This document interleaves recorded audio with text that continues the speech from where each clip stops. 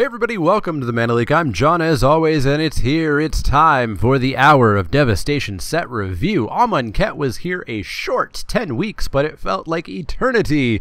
But now the Eternals, along with the God Pharaoh, have arrived, and the Hour of Devastation is nigh, so we're going to review all of the white cards today, blue tomorrow, red the next day, etc. And by red I mean black, because that's proper Wooburg order. Anyways, if you happen to be new to my set reviews, there are 3 big disclaimers on these set reviews. Up first, this is a limited set review. I'm going to be talking primarily about draft because that's what we'll be playing the most of, but of course most draft advice also directly ties to sealed, which is what pre-release will be next weekend. Number 2, these are my first glance feelings on these cards, knowing that they'll be drafted with Amonkhet, my experience with Magic cards, etc. My first glance, my first rating. This is how I'm going to approach them at pre-release and at the first FNM. That being said, I have not played with these cards. I have not played the Hour of Devastation format, so card ratings will change over time, but it's great to have a first bearing, an approach when you step into those first few events, even if those ratings will change later. Number 3, these are my opinions. These are how I play the game. These are how I'm going to rate the cards. I think that they're correct, but if you disagree, if you think it should be higher or lower, or I missed something, certainly let me know. I do not create set reviews to tell you the correct answer. I create set reviews to start discussion. Discussion with me, discussion amongst yourselves, etc. So make liberal use of the comments down there, the Twitter, etc. Let me know what you think of the set reviews. Let's make this a discussion, not just me telling you what you should do, because that is not a good way to approach Magic. You need to be open. You need to talk. Anyways, without further ado, we're going to get right on into the first card. Up first is Act of Heroism. Act of Heroism is 1 and a white for an instant at common. On tap target creature. It gets +2/+2 until end of turn and can block an additional creature this turn. This is just an all-around solid combat trick. Surprise on tap is always good. ++2/+2 is great, and maybe even getting to eat a pair of creatures. Say your opponent's coming in with 2/2/2s, you have a 2/2. Surprise, I eat both of your 2/2s would be pretty good. It's still a combat trick, so you're still taking it later. But I think it's more of a mid-pack trick rather than a late-pack trick. So it's a solid C+. It'll feel better when you play it and you get there, but it is just a combat trick, so C+. Up next is Adorned Pouncer. Adorned Pouncer is 1 and a white for a creature cat at rare. It's a double striking 1/1 that has Eternalize for 3 white. Eternalize is basically Mega Embalm. Eternalize means pay the cost, in this case 3 white, exile this card from your graveyard, create a token that's a copy of it, except it's a 4/4 black zombie cat with no mana cost, Eternalize only as a sorcery. So it's identical to Embalm, but instead of getting a copy of the card, you get a copy that's also a 4/4. That's a pretty serious upgrade, but you will notice that most of the Embalm costs are pretty significantly more expensive than the first time around. So 2 mana for a double striking 1/1 is always tempting and almost always awful. So at that point, this is a C or a mid-D, but Eternalize is an entirely different story. A 4/4 double striker for 5 is pretty darn good, and maybe trading off with a bear early as well as Eternalizing this later makes this card look pretty nice. Ultimately, it still gets chumped, it still dies to an awful lot of removal, and so it's nowhere near Glorybringer level or anything. Give it trample, give it flying, give something like that, and it's a whole other story as to the power level of this, but I think it is still pretty darn decent. The value of just getting a creature that people typically want to play. People want to play 1/1 double strikers, and they're never good. But being able to play that, get the minimal value that you get out of it, and then later get a very serious threat is definitely going to be big. So I'm going to start this at a B. I would go higher if it had some sort of evasion or something like that tacked onto it. As I said, a pair of 4/4s just blanks this. But yeah, still seems pretty good. I'd still take it pretty darn highly, sometimes first pick. Solid B. Angel of Condemnation is up next. Angel of Condemnation is 2 white for a creature angel at rare. She's he, right? Because all the angels are he's, I think? Anyways, Angel of Condemnation is a 3/3 flying vigilance for 4. That's already pretty darn good. You can pay 2 and a white and tap it to exile another target creature. But then you do return that card to the battlefield under its owner's control at the beginning of the next end step. It wouldn't be Oblivion Ring, right? Oh wait, pay 2 and a white, tap it, exert Angel of Condemnation, exile another target creature until Angel of Condemnation leaves the battlefield. This card's insane. This card is so good, and the fact that it is 4 mana is just kind of ridiculous. The value is just insane here. The versatility, oh, I'm in love with this card. I want to open this card every single draft. You get a 3/3 Vigilance flyer for 4. Already very, very, very solid. Then you can flicker opponents' creatures so that they can't attack. It works like an Edifice of Authority. You can flicker their Embalm or their internalized creatures, and they're dead and gone. You can flicker your own to copy ETB effects, get them again. You can O-ring something if you want to take a turn off. There's so much versatility here. This thing is an easy, solid A. It just misses A+ because it does die to a fair bit of burn. 3 toughness is slightly low, especially in a set with -1/-1 counters, but boy, this thing just seems insane. Solid A. We've got another angel up next. Angel of the God Pharaoh is 4 white for a creature angel at uncommon. It's a 4/4 flying, and you can cycle it for 2 generic mana. A 6 mana vanilla 4/4 flyer is usually not quite good enough. See Goldforge Sentinel, for example, and that was colorless and could go in any deck.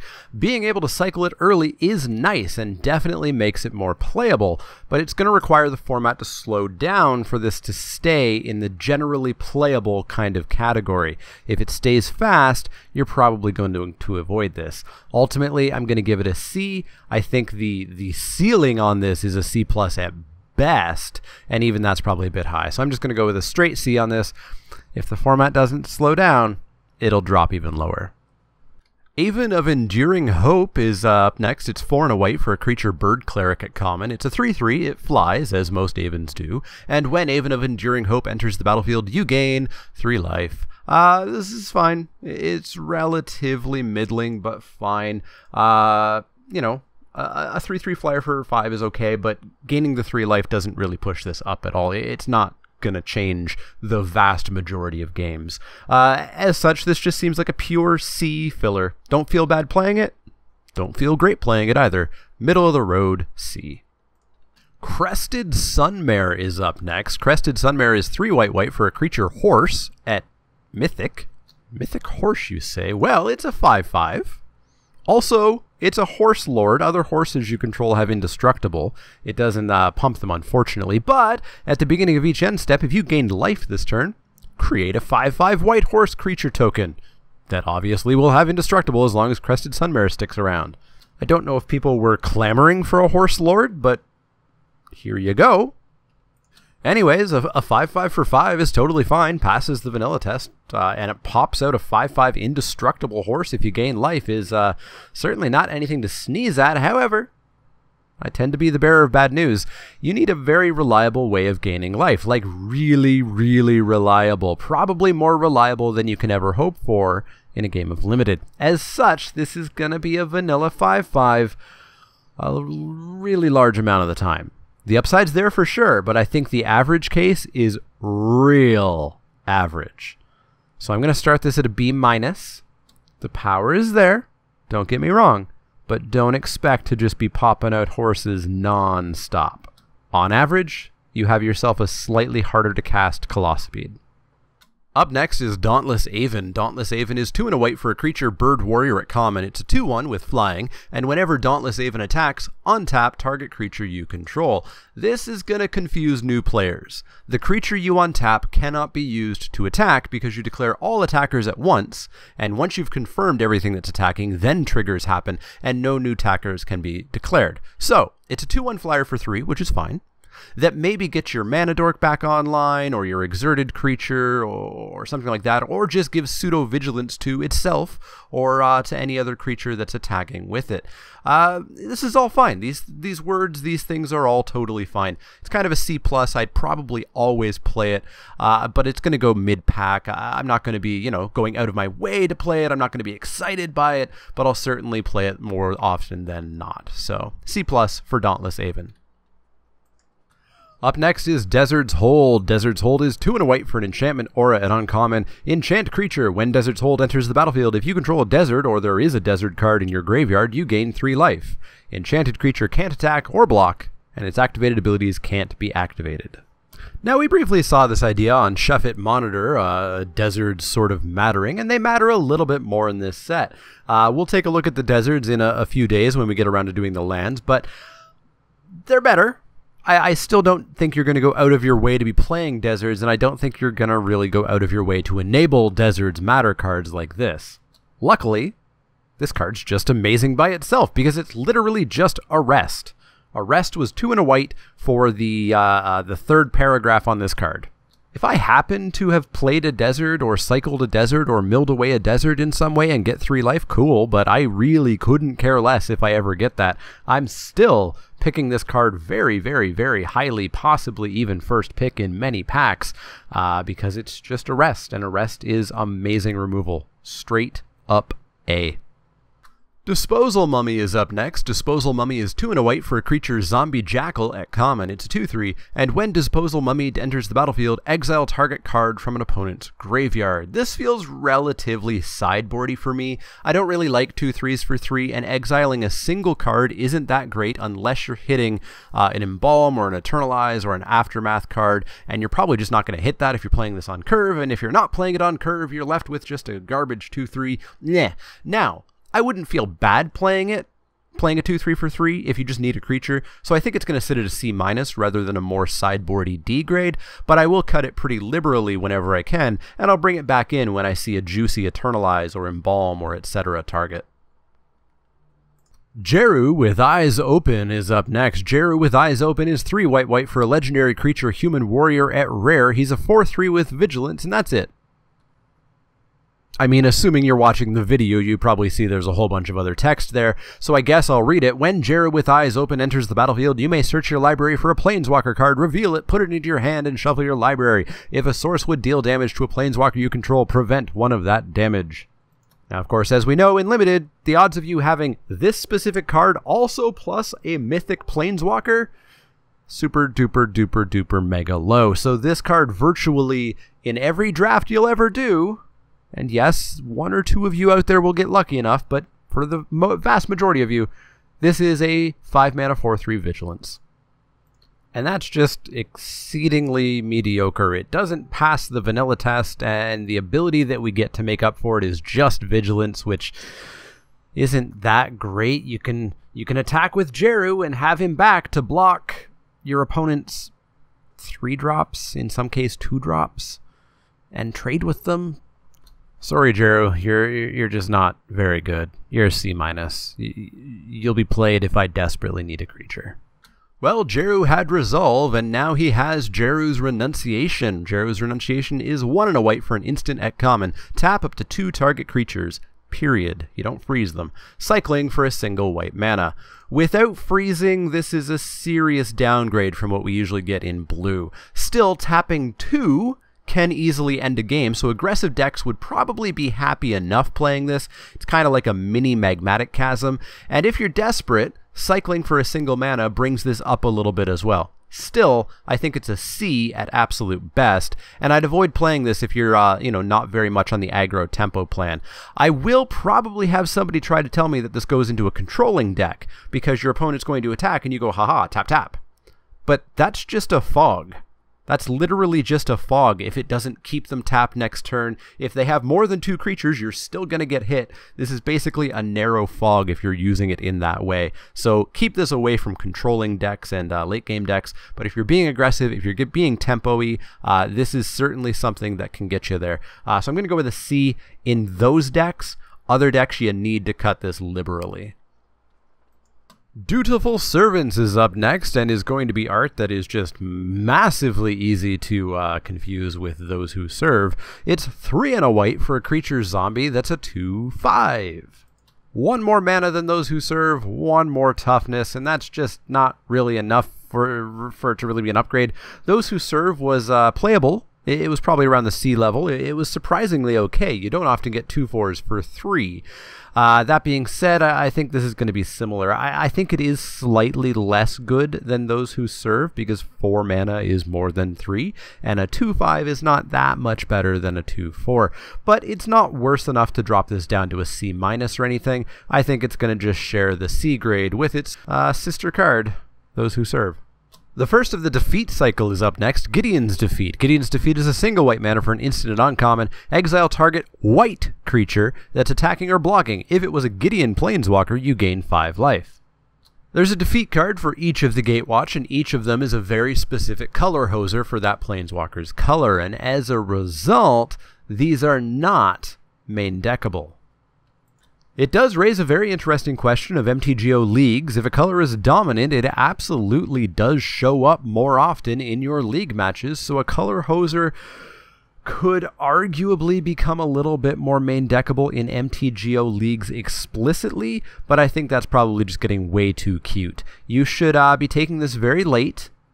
You shouldn't be spending a real pick on it, especially because in pod drafting, which I assume most people are doing, you're the white player. There's probably going to be 1, maybe 2 other white players at the table. You may not even face them. So you certainly never main deck this. You never spend a real pick on it. It's going to be an amazing card to side in if you are up against the mirror match. But otherwise, you keep this in the sideboard always. So I'm going to give it a straight D. God Pharaoh's Faithful is up next. God Pharaoh's Faithful is a single white mana for a creature human wizard at common. She's an 0/4, and whenever you play a blue, black, or red spell, the colors of Nicol Bolas, you gain 1 life. This is just a Yolk-Dox that will gain you a life if you're playing white, black, or white, red, or white, blue 2 or 3 times, maybe 4. Really, it's basically a Yolk-Dox that should probably just be left in the sideboard unless you're super controlly and know that you're going to need a super early drop to block 1s and 2s and 3 drops. You're not going to go out of your way to be playing Grixis colors with this.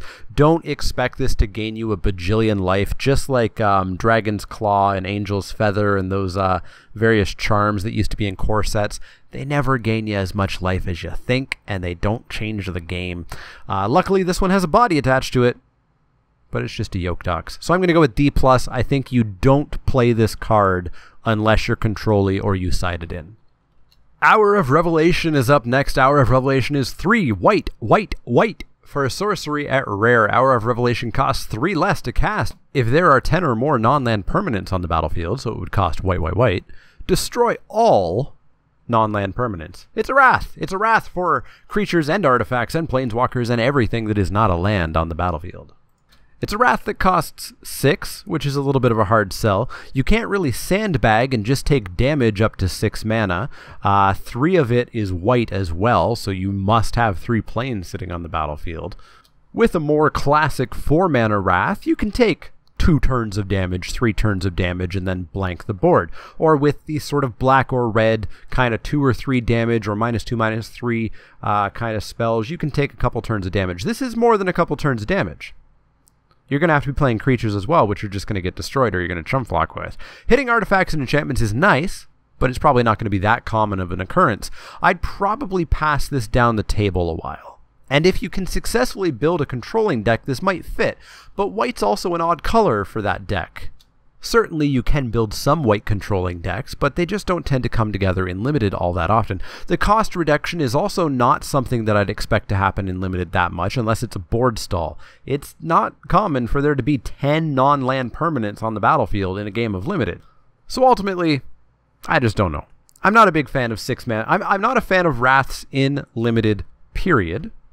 I'm definitely not a fan of 6 mana Wraths in Limited. So I'm going to give this a D+. I'm going to start not playing this. I'm going to pass this probably every time, but I'm going to keep an eye on it. Up next is Mummy Paramount. Mummy Paramount is 1 and a white for a creature zombie, common. It's a 2/2. Whenever another zombie enters the battlefield under your control, Mummy Paramount gets +1/+1 until end of turn. White just doesn't get bears anymore. Every single bear must have an upside, apparently. Yeah, it's a bear with a very solid upside in the zombie deck. Just like Binding Mummy, this is fine in every white deck, and really solid in the black-white zombies deck. So I'm going to give this a bear with an upside grade of C+. Probably even goes up to like a B-ish if you are in a heavy zombies deck, and this is going to be a 3-3 a good deal of the time.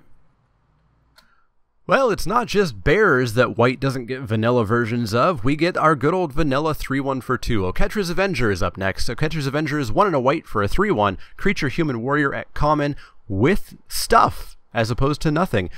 You may exert Oketra's Avenger as it attacks. When you do, prevent all combat damage that would be dealt to it this turn.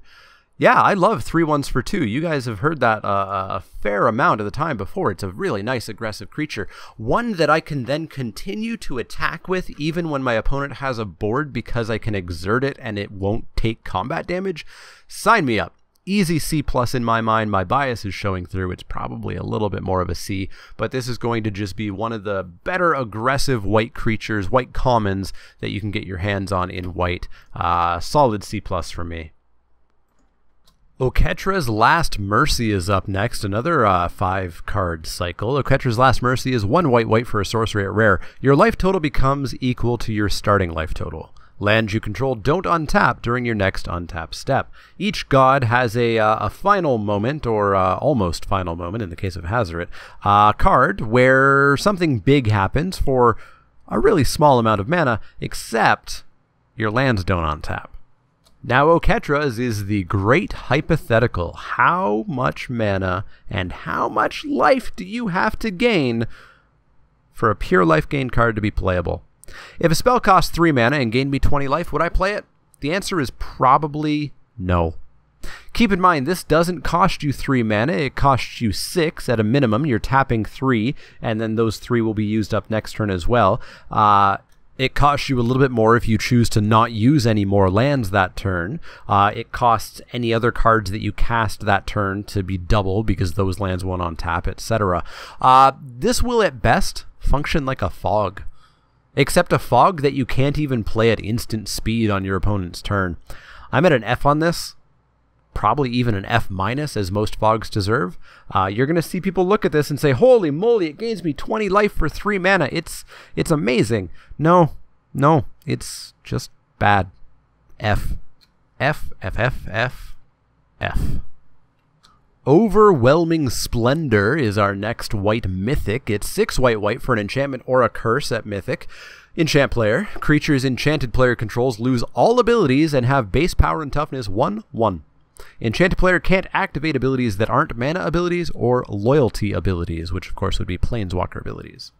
This is a hard sell if the format doesn't greatly slow down. It's pretty similar to Cruel Reality in cost/power. And that fell from grace due to the speed of Amonkhet. If 8 mana is something that can be achieved reliably in this format, then this is going to be pretty darn solid. Turning your opponent's board into 1/1s on a hard-to-remove enchantment is pretty damn serious. I'm hoping the format slows enough for this to be a B+, because that's what I'm going to give it, because that's what this card deserves. But this card deserves a format where you can actually cast it. So it's still going to be very costly, even in a slow format, so be very careful with your deck construction. And please let Hour of Devastation slow down and let this card be castable, at least some of the time. Well, it's time for a reprint. We get Sandblast, which makes sense given the Egyptian kind of theme of this set. Sandblast is 2 and a white for an instant at common. Sandblast deals 5 damage to target attacking or blocking creature. It's really weird for this to be in the same format as Impeccable Timing. Impeccable Timing, pretty mediocre. Sandblast, so much better. 5 damage will kill almost everything in the format, unlike 3 with Impeccable Timing. Now, since it's specifically combat removal, it's not terribly first pickable, but it'll still do solid work, just like it did back in, I want to say, Khans of Tarkir had it, I think. Anyways, I'm at B- on this. Do not compare this as the same thing as Impeccable Timing. It is a lot better with 5 damage. I'll basically always play the first one, maybe even the second. B- for Sandblast. Glad to see it back. Following up, Sandblast is an incredibly interesting card. Saving Grace. Saving Grace is 1 and a white for an enchantment aura at uncommon. It says it has flash, so you can play it at any time. Enchant creature you control. When Saving Grace enters the battlefield, all damage that would be dealt to this turn to you and permanent you control is dealt to the enchanted creature instead. Enchanted creature gets +0/+3. It's a whole lot of text. This must be great, right? Plus it's uncommon. This is fog. This is just a fog. Your opponent's attacking. You throw this on a creature. You don't take any combat damage. All the damage goes to that creature, which has +0/+3, so maybe it lives, or maybe it still just dies. And then next turn, you still have to deal with that problem. This is just fog. Now, if the creature lives, you have a better blocker, but that's good for what? If your opponent literally has like one creature, and then you can block that one creature a little bit better. If they have a bigger board, you're still just going to be dealing with them having a bigger board. I started originally when I wrote up my notes with this at like a D+, and I really want to go down to F on this. I don't think I will exactly, because this could be a combat trick where your opponent's coming in with one creature, you play this, give your creature +0/+3, and it maybe eats that creature. But that's relatively narrow, and a combat trick that simply pumps the butt of the creature as opposed to the power. I'll keep this out of F range, but it's going to go to D-. I don't really want to play this. Solemnity is a hard word to say. Solemnity is our next card. It's 2 and a white for an enchantment at rare. Players can't get counters. Counters can't be put on artifacts, creatures, enchantments, or lands. Very importantly, not planeswalkers. So, that's it. The first sentence doesn't matter. I don't believe players get any sort of counters in this format. There's no energy. There's no infect. But, of course, what does matter is -1/-1 counters. Now, you may look at this and say, aha! I'm playing against a black-green deck that plays -1/-1 counters. I'm going to sideboard this in. Keep in mind that while this does protect your creatures from getting -1/-1 counters, all of those creatures that enter with -1/-1 counters, or that have to put -1/-1 counters on their own creatures, don't have to do that either. This does not feel like a card for this set. It feels like it's way too symmetrical for this set. This is a sideboard against infect, and a way to deal with energy. This is not really meant for limited, I don't think, and so I don't think you should ever really play this card. I'm going to put it at an F. Standard, modern, absolutely. Limited, Solitary Camel is up next. Solitary Camel is 2 and a white for a creature camel at common. It's a 3/2. Solitary Camel has lifelink as long as you control a desert or there is a desert card in your graveyard. As I mentioned, we'll talk about deserts more on, I believe, Wednesday, but I'm not super planning on just jamming my deck full of deserts, because in draft, you have to spend a pick on those deserts, which is a real cost. And I don't know. I don't think that you can really plan on enabling these Desert Matters cards. I think if it's a cool bonus attached to a good card, such as the Arrest, Desert's Hold, great. But if the creature or the spell or whatever isn't great without that happening, then the card is just not going to be good. In this case, we have a 3/2 for 3, which is pure filler. You'll play it if you need to. You're not going to feel happy. You're not going to feel bad. If it gets lifelink, cool. I'm not going to stretch myself thin or waste real draft picks to try to get that online. So I'm just going to give this a middle-of-the-road filler C. Steadfast Sentinel is up next. Steadfast Sentinel is 3 and a white for a creature human cleric at common. She's a 2/3 with Vigilance and Eternalize for 4 white. A 2/3 for 4 with Vigilance is not something I'm in the market for. If you're familiar with my set reviews, you know that Vigilance is sort of a cool little bonus for me that I never really want to pay for. It's nice to have, but it's not trample, it's not flying, it's not first strike, it's not death touch, it's none of those. It's none of those by far. It's on the far unplayable side of things in the kind of, I need creatures sort of pile. Now, getting it back as a 4/4 Vigilance for 6 is still not really worth it for me. The value is having these 2 creatures in your deck on 1 card, which does bump this up a little bit, but only to a C. And I think a little bit more realistically a C-. I'm not gonna be planning to play this very often. If I need a creature, I won't feel terrible about playing it, but I'm gonna avoid it if I can. Steward of Solidarity is up next. Steward of Solidarity is 1 and a white for a creature human warrior at uncommon. It's a 2/2. You can tap it and exert Steward of Solidarity to create a 1/1 white warrior creature token with Vigilance. I like this. It's again a bear in white with a ridiculous upside tacked on. So it's a bear that becomes a 1/1 factory later in the game. Totally sold. It's not a bomb, but the utility of getting some attacks in and then just making a 1/1 every other turn to chump block, to get through for extra damage, to hold honed Kopeshes, etc. Is just solid. This just seems like a straight up like B- to me. We can't go too much higher. It is just a bear. But yeah, this seems good. I'm going to pick this relatively highly, kind of high mid-pack, so solid B-. Sunscourged Champion is up next. Sunscourged Champion is 2 and a white for a creature human wizard at uncommon. It's a 2/3. When Sunscourged Champion enters the battlefield, you gain life equal to its power, so 2. However, you can eternalize it for 2 white, in which case you would gain 4. Now, 2/3s for 3 are not my favorite thing unless they have a cool ability attached to them, and gaining 2 life certainly ain't that. Coming back as a 4/4 for 4 that gains me 4 life? We're talking now. That is pure vanilla test busting. Getting this all on 1 card, I'm sold. This isn't amazing. It's not a bomb, but I'll take this the second that I know that I'm white. I'll take this to go into white in the kind of high mid-pack picks. Removal goes over this. Bombs go over this. Game enders go over this, of course. But I'm going to be pretty happy if this is in my white decks. I'm going to be on the lookout for them. B-.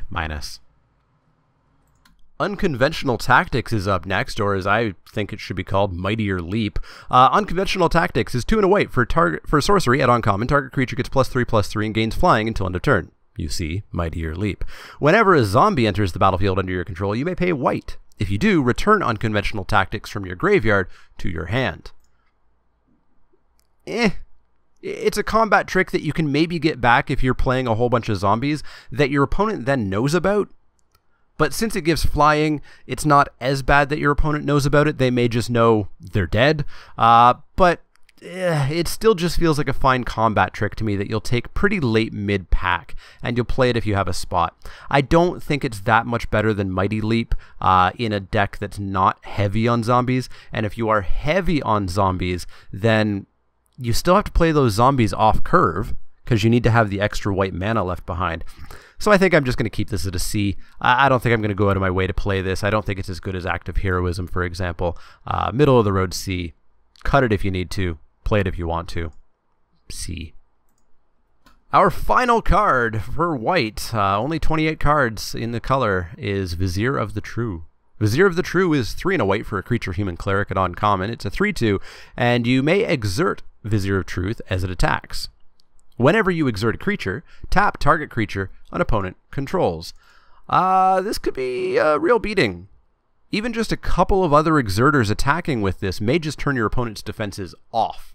On-Crop Crasher was amazing, and it does kind of the same thing without haste and costing 1 more mana, but extending that benefit to all of your exerters. I'm sold. I think this is just a solid B. If you are in kind of the white-red or maybe white-green exert deck, this may just be a finisher for you. This with like a Tawcrop Elite, seems good. I'm going to go with a solid B. I think it's a relatively high pick. I don't think it's anywhere near a first pick exactly, but I'm pretty happy with a B to start. So that's going to wrap it up for white. White looks interesting and it looks aggressive. We have bears with upsides, and we have 3/1s with upsides, and nothing vanilla. So I think we're in for another aggressive set, or at least white is pointing in that direction. We'll see a whole bunch of cool stuff in the rest of the colors this week that makes me hope that the format does slow down. But we'll have to see. Anyways, I'm super excited to play that Angel of Condemnation. It looks amazing, and we get a rest with Desert's Hold. Anyways, super excited about this set. Let me know what cards you're excited about. Let me know what you think of these grades. Let me know your grades. Let me know what you agree with, what you disagree with. Talk with me. Talk amongst yourselves in the comments down below. As always, if you have any questions, comments, or suggestions, you can find me on Twitter at @TheManaLeak. That's L-E-E-K, like the vegetable, not the card. You can also find me at Facebook.com/TheManaLeak, Twitch.tv/TheManaLeak, and Patreon.com/TheManaLeak. If you like the content, click that thumbs up button. If you're new, hi, click subscribe if you want to see more. There's going to be set reviews every single day, plus our Devastation preview pre-release content, release content, etc. And yeah, if you do have questions, comments, or suggestions, let me know. Otherwise, see y'all tomorrow for the blue set review.